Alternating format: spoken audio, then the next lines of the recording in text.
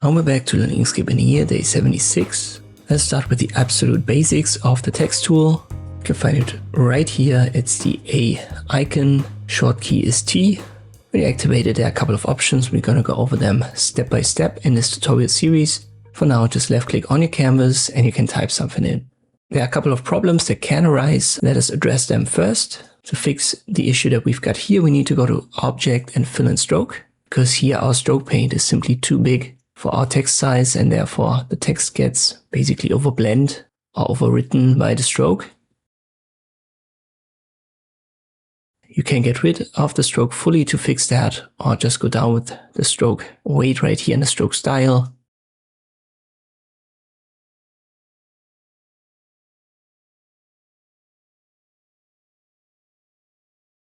When you size up your text, you can also see the relation changes now, so we can get away with a bigger stroke width.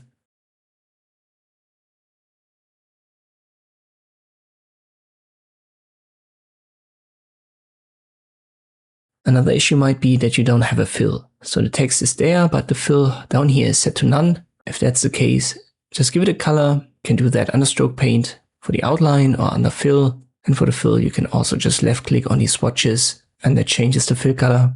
Another issue might be that you've got the alpha channel set to 0. So I set it right here to 0. And if I change the fill now, I still can't see anything.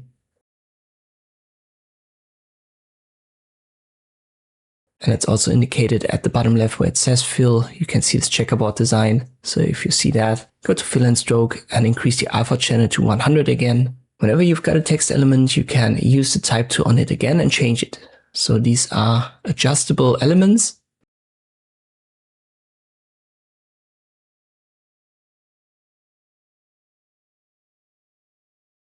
But besides that, these elements, they behave like all of the other ones that I've already shown you. So for example, a rectangle or an ellipse, you have these double arrows and can transform them. But one issue is that when you use fonts, they are usually designed to a certain aspect ratio. So when you just transform your text element, you're going to skew with the font and that basically destroys it. So when you size up your text elements, it's a good idea to always hold Control, because that locks the aspect ratio.